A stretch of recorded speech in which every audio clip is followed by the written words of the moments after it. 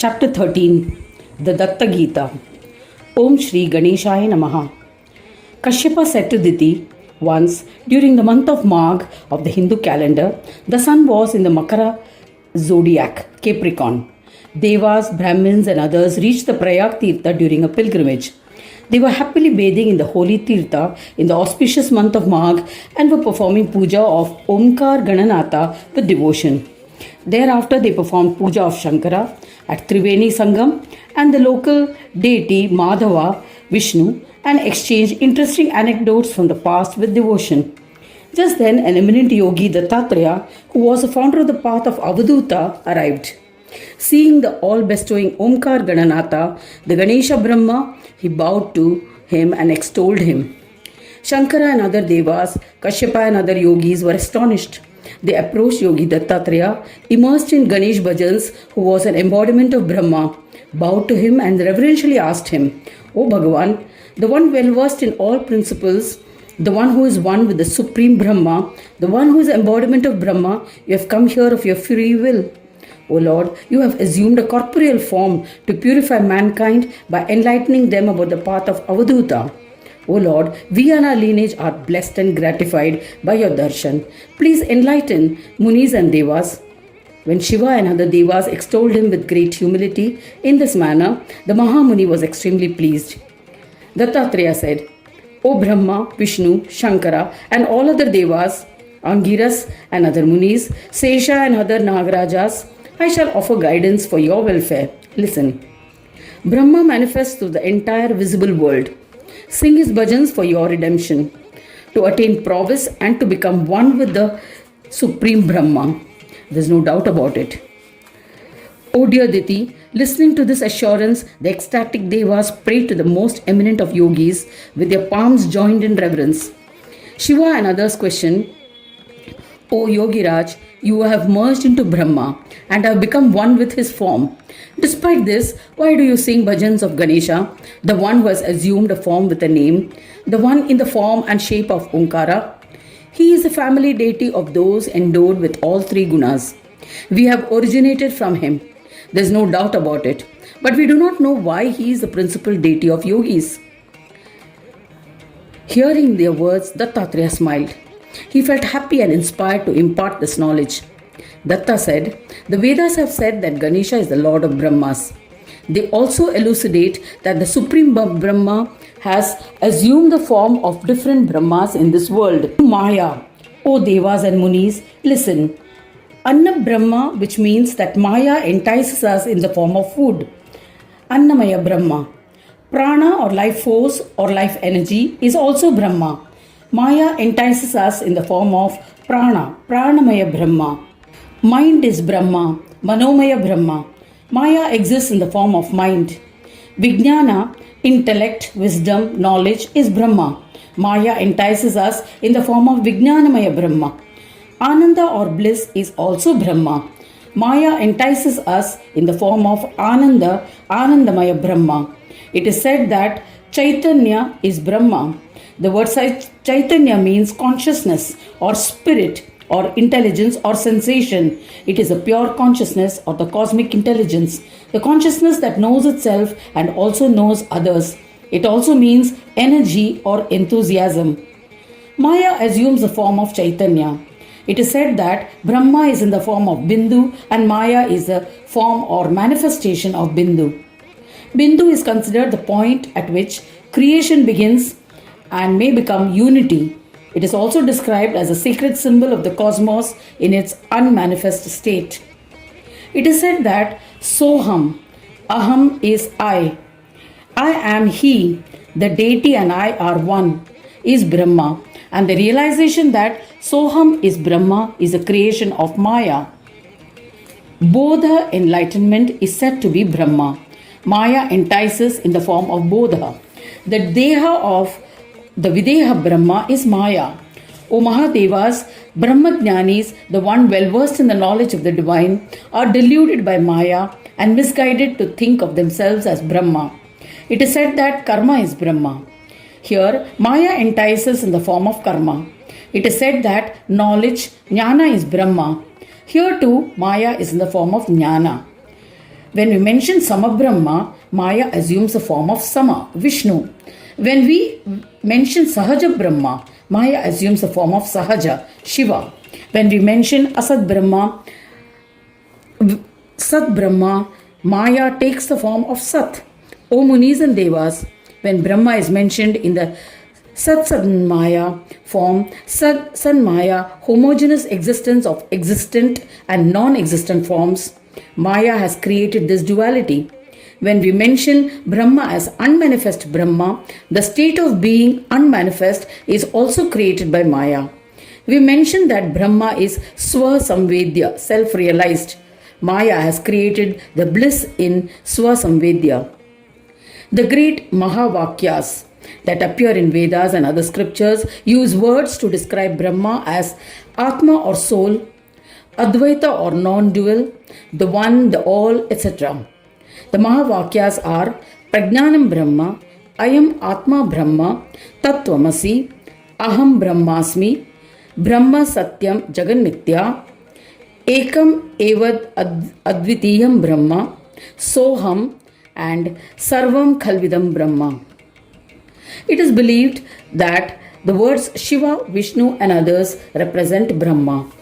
Maya is the one who has made transformations possible for them to exist as destroyer, preserver, etc.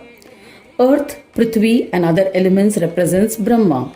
They have been transformed into those forms by Maya. Gandha or smell is the attribute of earth. Coolness is the attribute of water. These gunas are acquired because of Maya. In this manner, the Vedas mention various Brahmas. All of them are illusory forms of Maya and create erroneous perceptions. The Lord of all Brahmas is Brahmanaspati because he is the protector and preserver of all these Brahmas. O Brahmins, it is he who has been elucidated in the Vedas as Ganesha. When one attains union with Brahma, it is into him that one is absorbed. Hence, I sing his bhajans. The word Gaja represents the Brahma who is devoid of creation and destruction. Sankhya is represented by the head of Ganesha. That is why he is known as Gajanana. His body is yoga. He becomes one with Brahma by the practice of yoga sadhana. He assumes various forms. The body of Ganesha is formed by the union or sanyoga of both Sanyoga, Sankhya, and Yoga. Since it is endowed with yoga along with knowledge, it bestows absolute peace. The syllable Ga represents Sanyoga of all Brahmas, Na represents Ayoga of or distinct Brahmas. The Vedas state that their Lord is Ganesha. His right side is Buddhi, who is endowed with the 5 tendencies of the mind. His left side is Siddhi, who creates the 5 types of illusions. Ganesha is their Lord. Ganesha conducts divine plays with both the forms of Maya. He resides in the Chitta and enlightens them. Hence he is known as Chintamani. Ganesha is the driver of Siddhi and Buddhi. When a human forsakes enticements and tendencies of the Chitta, he becomes a yogi. I especially worship Ganesha, the regulator of Chitta. It is this Siddhi and Buddhi who have created all the Brahmas in this world through Maya. Then, how can a human attain the Supreme Brahma by forsaking Brahmas? They cannot attain Parabrahma unless they are freed from the entrapments of Maya. O Devas, this is the reason why the Supreme Brahma, who is incomprehensible to Buddhi, has assumed embodied forms to make himself easily comprehensible to the devotees. Hearing the words of Dattatreya, Vasishtha asked for clarification of doubts. He asked, O Muni, the Vedas concur that there is just one Supreme Brahma. How is it possible that there is just one Brahmanaspati? He is not associated with anyone. He is not attached to anyone. But it appears that he controls everyone. This is difficult to understand. Mahamaya exhibits authority over Ganeshwara. So, is it possible that Maya, who has created various forms of Brahmas, such as Anna, etc., may also have created a Brahma named Ganesha? Hearing the arguments of Vasishtha, Yogendra Datta, the one well versed in the supreme truth, happily replied to the Muni, O illustrious Yogi, since Anna, Prana and other Brahmas are the creations of Ganesha, he is referred to as their Lord or Master. The Brahmas themselves consider him as their Lord. Since he is their protector, he is also capable of their destruction. O Mahamuni, after performing service to Supreme Brahma, Anna, Prana and other Brahmas can forsake these transformational forms and get merged into the Supreme Brahma. These Brahmas themselves merge into the Supreme Brahma. How can one doubt his supremacy? Hence, Ganesha is devoid of transformations caused by Maya. He is not created by Maya like other Brahmas. He is worshipped as the pure Shuddha Brahma, and in this context, he is known as Pati or Lord. This is a way of representation. Listening to his justifications, Narada said to the pious Avaduta Dattatreya, requesting him to further elucidate the concepts. He said, O Mahayogi, you have merged into Ganesha and have become the form of Ganesha. For you, I am Datta and I am Ganesha are the same. Then, where is the possibility of a distinct Ganesha?